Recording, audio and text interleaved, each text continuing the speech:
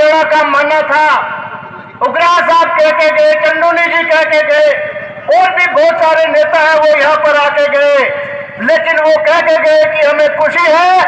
कि जो सबसे कमजोर जगह थी वो सबसे मजबूत जगह हो रही है, और यही हमारी जीत है, यही हमारे किसानों की ताकत है। जत्थेबंदियां हैं, हम 26 तारीख को जब डबवाली से रात को रुके और 27 तारीख को हम टेकरी बॉर्डर के ऊपर पहुंचे,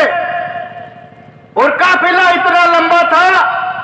कि एक साथ सभा नहीं कर सकते थे। हर 3 किलोमीटर के ऊपर 2-2 हजार से भी ज्यादा किसानों की सभाएं होती थी, और हम विश्वास दिलाते हैं संयुक्त मोर्चे को कि दिल्ली से लेकर राजस्थान की बॉर्डर तक वही हालात कर देंगे 1 महीने के अंदर अंदर कि हर 5 किलोमीटर के ऊपर सभा होगी और ये आंदोलन हम जीत के जाएंगे। ये सोशल मीडिया पर कुछ सीआईडी के लोग, ये टेलीविजन वाले, अगर छोटी सी भी कोई गलती मिलती है तो इतना बढ़ा चढ़ाकर बोलते हैं कि आप कल्पना नहीं कर सकते। केवल सड़कों पर नहीं, गाजियाबाद, टेकरी, सिंगू, राजस्थान, हरियाणा नहीं, पूरे हरियाणा के अंदर, राजस्थान के अंदर जितने भी टोल नाके, सैकड़ों की संख्या में किसान भाई मोर्चा लगा के बैठे हुए हैं, रात दिन मोर्चा लगा के बैठे हुए हैं। तो मोर्चे कितने लगेंगे ये हम भी नहीं पता, लेकिन इस देश का पूरा किसान इकट्ठा हुआ है। मैं आपको विश्वास दिलाऊं कि जिस दिन संयुक्त मोर्चा घोषणा करेगा, जो भी करे,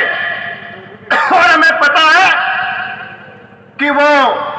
किसान हित में घोषणा करेंगे,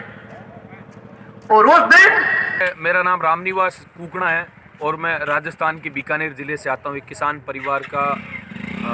सदस्य हूँ और इस किसान आंदोलन की लड़ाई का एक छोटा सा सिपाही। किसान आंदोलन जिन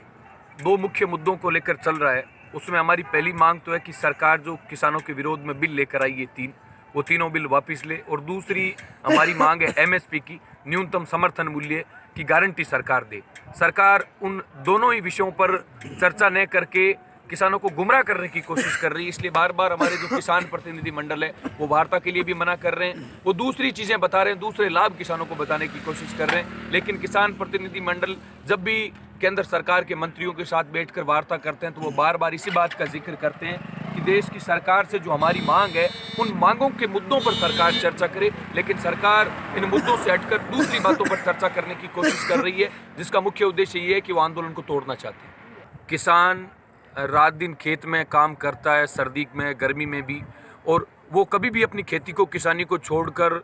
सड़क पर नहीं आना चाहता, लेकिन देश की सरकार ने हठधर्मिता की हदें पार कर दी, इसलिए मजबूरन किसानों को अपनी खेती छोड़कर सड़कों पर आना पड़ा। मैं आपको अपने पीछे दिखाना चाहता हूँ, ये जो आप तंबू देख रहे हैं, इस तंबू के अंदर रात के समय जब पानी टपकता है तो नरेंद्र मोदी जी अगर एक रात इस तंबू में गुजार लेंगे तो निश्चित तौर पर अगले दिन वो सारी मांगें मान लेंगे। लेकिन 80-80 साल के बुजुर्ग रात के समय इन तंबुओं के अंदर अपनी रातें गुजारते हैं, तो मोदी जी को किसानों की पीड़ा का पता नहीं है, लेकिन हम किसान परिवार के नौजवान हैं, इसलिए हमें उन लोगों की पीड़ा के बारे में भली भांति पता है कि किसान किस स्थिति के अंदर अपना समय गुजार रहा है। पूरे देश के नौजवान इस बात से आक्रोश के अंदर है, गुस्से के अंदर है, और आने वाली 4 तारीख जो वार्ता होनी है, उस दिन अगर देश की सरकार ने किसानों को हल्के में लेने की कोशिश की तो पूरे देश के नौजवान सड़कों पर उतरेंगे और इस सरकार को चेताने का काम करेंगे कि किसान का बेटा कमजोर नहीं।